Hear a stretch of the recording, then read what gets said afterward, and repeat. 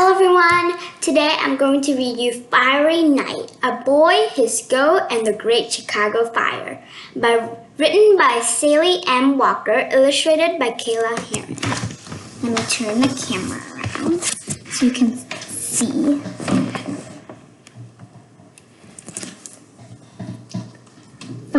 Fiery Night, The Boy, His Goat, and the Great Chicago Fire. Wham! Big Billy Goat Gruff knocked the troll off the bridge, Justin Butterfield told his pet goat, Willie. Splash! The troll fell into the river. Then, trip, trap, Billy Goat Gruff crossed the bridge and ate the delicious grass until his belly was full. And that's the end of the story. Willie nuzzled Justin's chest. No more stories tonight. Justin filled the goat's water bucket and filled the straw bedding. Sleep tight, Willie. After dinner, Justin's brother Charlie read the family a newspaper story. It was about a big fire the day before on Chicago's west side. The fire happened only a mile from their house. We haven't had rain in weeks. Everything is tinder dry, Father said. Thank goodness it wasn't our neighborhood, Justin's sister Clara said. Whoosh! The windows rattled. Dry wood, wind, and fire, Mother said. A recipe for trouble. Bang, bang, bang! Someone pounded on the front door, waking them after midnight. Fire! Fire! The man yelled. Wake up! Justin leaped from his bed and ran downstairs. Hundreds of orange specks swirled in the air. Some fell on the Butterfield's roof. Charlie, Justin, Clara, get water buckets, Father shouted. Justin ran for Willie's fire bucket. An ember landed outside Willie's stall. A flame flickered in the dry straw. Willie bleated. Justin poured water on the fire. He sloshed water on Willie's bedding, but he had no time to call his pet. I'll be back, he promised. Justin, Clara, and Mother passed buckets out through the second floor windows to Charlie. Father beat sparks with a wet blanket. Within hours, the whole sky glowed. Fire crackled in the tree tops. The Smith's house next door was ablaze. Justin's arm ached from carrying heavy buckets of water to Father and Charlie. His pants and shoes were soaked with water that sloshed out of the bucket. Finally, Father and Charlie climbed in from the roof. We can't stop the fire from reaching our house, Father said. We have to leave.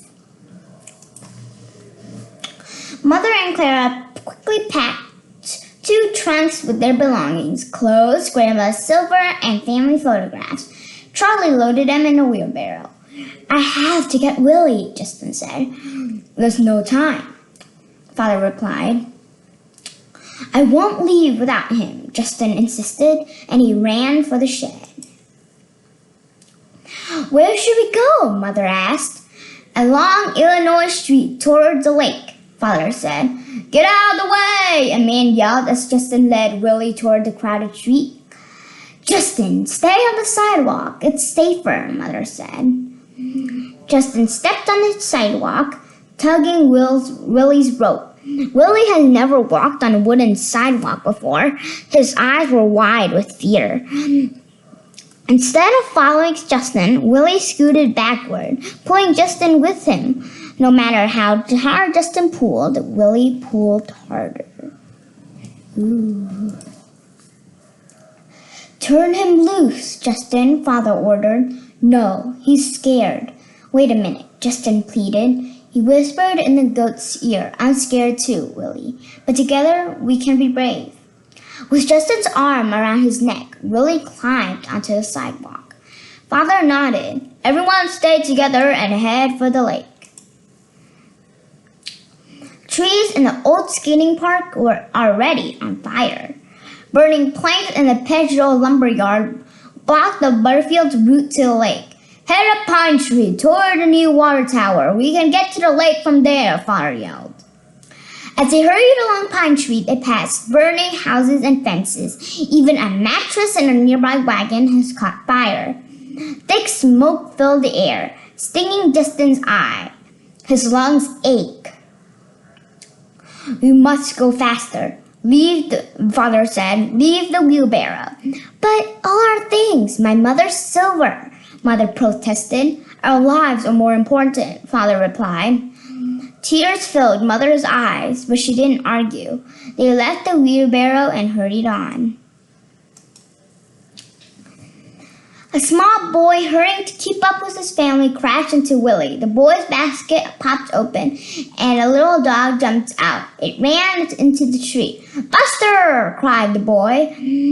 But the father picked up his son before the boy could catch his dog.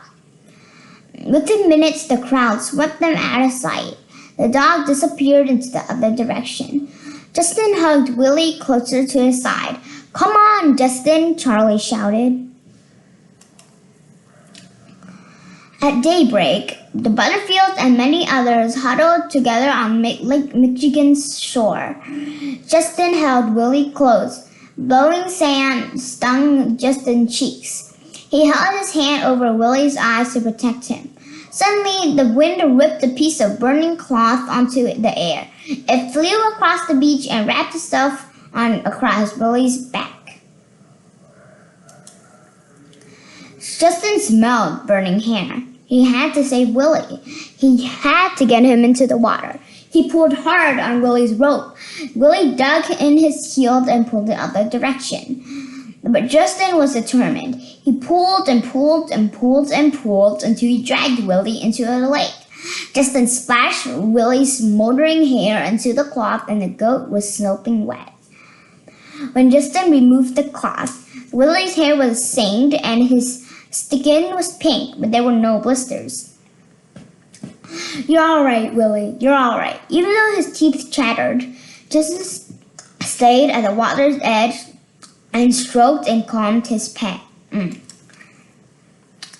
As morning passed, fire and smoke spread to the south, west, and north of the city. The water tower stood tall, marking the lakeshore.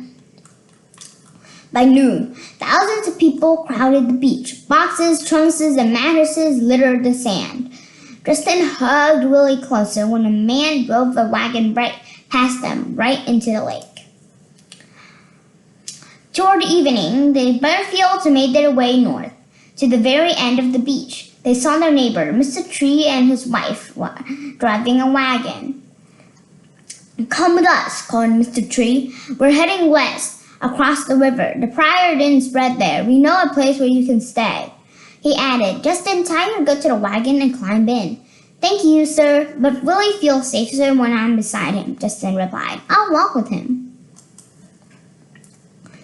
Mr. Tree steered the wagon west and then south, heading for the Kinsey Street Bridge, which had escaped the fire. Justin and Willie walked behind the wagon, coughed from the smoke that hung in the air. All the houses and trees were charred ruins. Justin knew that his home must be gone too. He blinked fast to hide his tears. Mother climbed down from the wagon and walked beside Justin. We'll be all right, she said quietly. You saved Willie. We have each other, and we have friends who help us. Across the river, Justin saw buildings untouched by fire and open fields of grass. The Kinsey Street Bridge was on that stood between his family, Willie, and safety. Justin whispered into his pet's ear, You have been the bravest goat in the world, Willie. Let's cross the bridge together. And they did.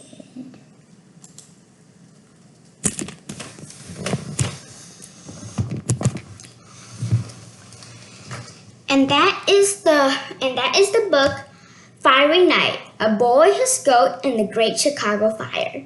I hope you like this book. I'll see you next time on my next video. Please subscribe to my channel to see more books, crafts, and songs on the guitar and on the piano. And I'll see you next time. Bye.